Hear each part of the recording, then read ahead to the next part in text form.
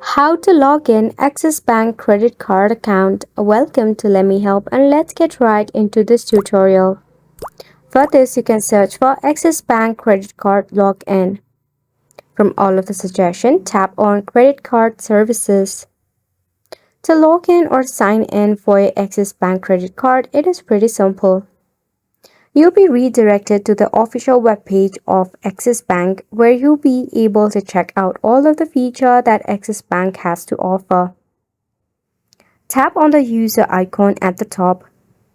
From here, you can scroll down to select on cards and tap on the credit cards option.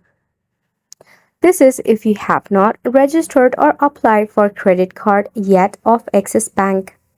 If you already have created a credit card for Axis Bank, you can just tap on the user icon and then tap on the login option next to personal. Firstly, to log in, just enter your login ID or customer ID. Enter your password, and you can directly select where you want to be logged in by tapping on Login Directly To, then tap on the Expand button. That sums up the tutorial as well. Thank you so much for tuning in.